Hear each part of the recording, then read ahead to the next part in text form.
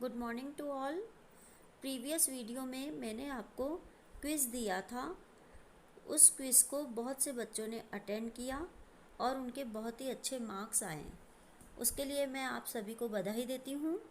और जिन बच्चों ने उसे अटेंड नहीं किया था वो भी आगे अब जो प्रश्न उत्तर दिए जाएंगे उनको ज़रूर अटेंड करें। जो भी आप लोगों ने डाउट पूछे हैं वो मैं आपको इस वीडियो में क्लियर करूँगी, और जिन बच्चों को आंसर्स ढंग से नहीं दिखे थे उसकी भी मैंने फ़ोटो सेंड करूँगी।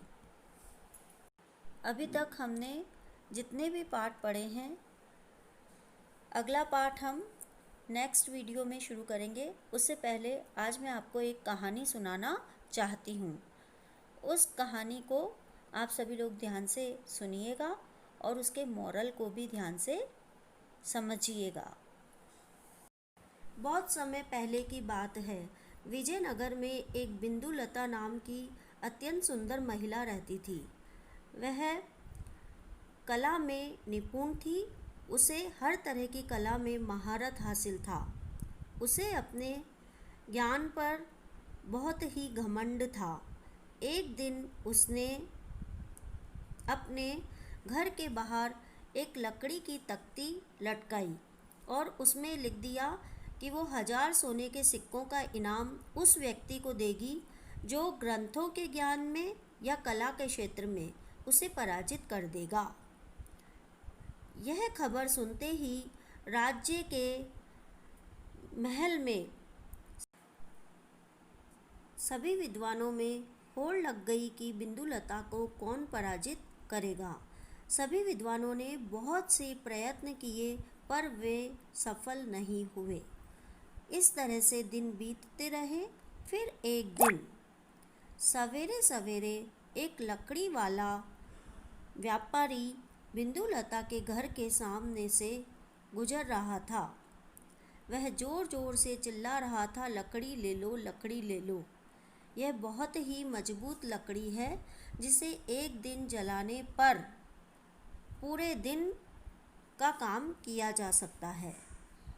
तभी यह आवाज़ बिंदुलता को बहुत ही कर्कश लग रही थी।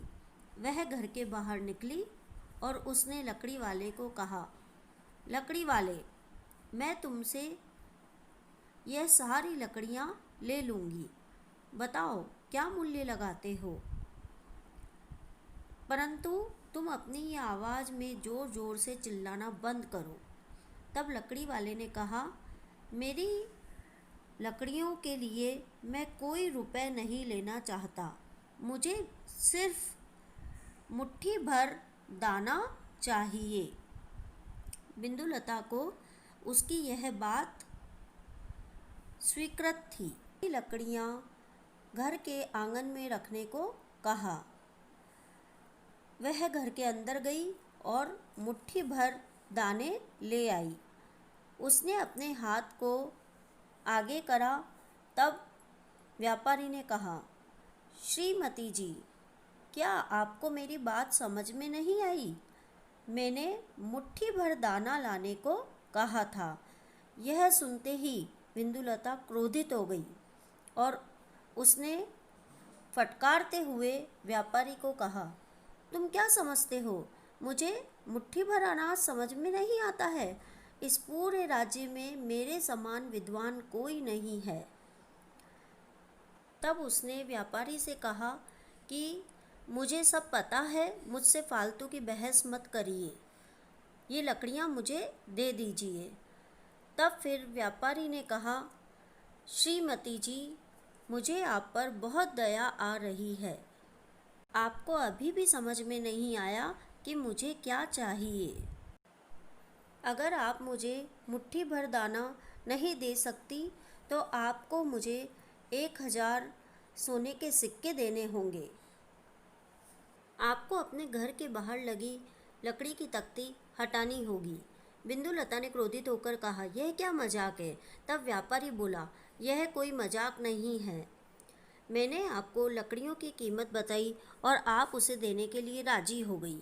अगर अब आप वह कीमत देने के लिए तैयार नहीं हैं तो आपको मुझे 1000 सोने के सिक्के देने होंगे, क्योंकि मैंने आपको बातों में पराजित कर दिया है।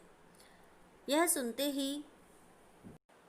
सुनते ही बिंदुलता क्रोधित हो गई और वह इस बात का फैसला करने के लिए गांव के मुखिया के पास गई।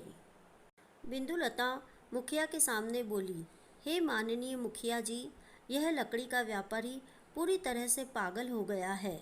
इसने मुझसे एक मुट्ठी भर अनाज देने के लिए कहा और मैं राजी हो गई, परंतु फिर भी यह बार बार एक ही बात कह रहा है कि मैंने मुट्ठी भर अनाज की बात कही और कह रहा है कि मुझे मेरे घर के बाहर लगी लकड़ी की तख्ती निकाल देनी चाहिए। अब आप ही बताइए कि मैं क्या करूं? मुखिया ने पूरी बात ध्यान से सुनकर व्यापारी को बोलने का अवसर दिया। मुखिया जी, मैंने श्रीमती जी को पहले ही कहा था कि मुझे लकड़ियों के बदले मुट्ठी भर दाना चाहिए। मुट्ठी भर दाना यानी कि सिर्फ एक ही दाना, पर इन्होंने मुझे मुट्ठी भर दाने लाकर दिए। अब आप ही बताइए, इन्हें मेरी इतनी छोटी सी बात समझ नहीं आई तो फिर ये अब आप ही बताइए, इन्होंने अपनी बुद्धिमत्ता का परिचय किस तरह से दिया है और फिर ये क्यों अपने आप को विद्वान मानती है। मैंने इस तरह से इनको पराजित कर दिया है और तख्ती हटाने के लिए कहा।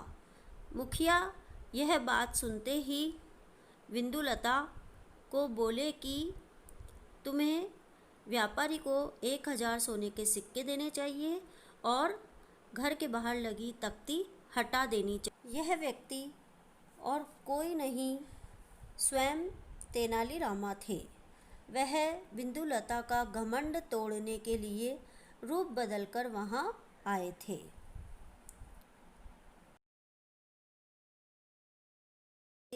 हमें यह शिक्षा मिलती है कि हमें घमंड नहीं करना चाहिए। अब मैं आप लोगों ने जो डाउट पूछे थे उनके आंसर बता रही हूँ। नीलकंठ किसे कहते हैं? नीलकंठ का मतलब है जो है नीले कंठ वाला। कंठ कहाँ होता है? गले में होता है। तो जिसका कंठ नीला हो, तो आपने देखा होगा कि मोर का जो गला होता है वो नीला होता है, इसलिए वो नीलकंठ कहलाता है। और इसी तरह से जो शिव जी हैं, भगवान शिव, उन्होंने विष पिया था जिसके कारण उनका गला नीला हो गया था। उन्हीं से ये नाम नीलकंठ आया है। दूसरा प्रश्न है कि इस देश की धरती किससे भरी है? इस देश की धरती अनंत वैभव से भरी पड़ी है। तीसरा प्रश्न था कि कुंज विथियों और वन उपवनों में समस्त तरुगण शिशु विहीन माता पिता की तरह उदासीन से खड़े थे। तो इस प्रश्न का हमें उत्तर बताना है। तो इसका आंसर है अधिक ठंड पड़ने से अकाल पड़ा था, इस वजह से वन उपवन के समस्त तरुगण शिशु विहीन माता पिता की तरह उदासीन खड़े थे। अब मैं पाठ 1, 2, 3 तीनों के वन वर्ड आंसर बोल रही हूँ। जिन बच्चों को स्पष्ट नहीं दिखे थे वो नोट डाउन कर लें। देश में स्वर्ग जैसा क्या है? पहला प्रश्न है ये पहले पाठ का। इसका उत्तर है देश में स्वर्ग जैसा भारत देश है। सेकंड, इस देश की धरती किससे भरी है? इस देश की धरती अनंत वैभव से भरी पड़ी है, ये मैंने अभी आपको बताया। फिर है थर्ड, कविता के आधार पर बताइए कि दिन रात कौन हंस रहे हैं? तो कविता के आधार पर दिन रात सुगंधित फूल हंस रहे हैं। फोर्थ है, इस देश ने देशवासियों के लिए क्या क्या किया है? तो इस देश ने देशवासियों को नदी, पहाड़, कंद, फल, सुंदर सुगंधित पुष्प, धन धान्य तथा शिक्षा आदि प्रदान किया है। कविता के रचयिता का नाम बताइए। तो कविता के रचयिता रामनरेश त्रिपाठी जी हैं। पार्ट 2 का पहला प्रश्न है ईद के दिन बच्चे सबसे अधिक प्रसन्न क्यों हैं? ईद का त्यौहार आने पर सबसे अधिक बच्चे प्रसन्न हैं क्योंकि उनके लिए नए कपड़े बने हैं और ईदगाह जाने की तैयारियां हो रही है। बच्चे मेले में घूमने, खिलौने खरीदने मात्र की कल्पना से अत्यंत प्रसन्न हो रहे हैं। सेकंड प्रश्न है, हामिद कौन है, उसके पास कितने पैसे हैं? हामिद 4-5 साल का लड़का है और उसके पास 3 पैसे हैं। ईद किसके बाद आती है? रमज़ान के पूरे 30 रोज़ों के बाद ईद आती है। नमाज पढ़ने के बाद सब कहाँ गए? नमाज पढ़ने के बाद सब मेले में गए। नूरे को किससे प्रेम है? नूरे को वकील से प्रेम है।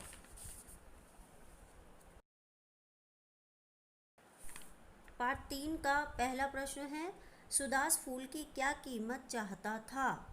सुदास फूल की कीमत 1 माशा सुवर्ण चाहता था। सेकंड है, सज्जन ने फूल की कीमत कितने गुना बढ़ा दी? सज्जन ने फूल की कीमत 20 गुना बढ़ा दी। वटवृक्ष की छाया में कौन विराजमान था?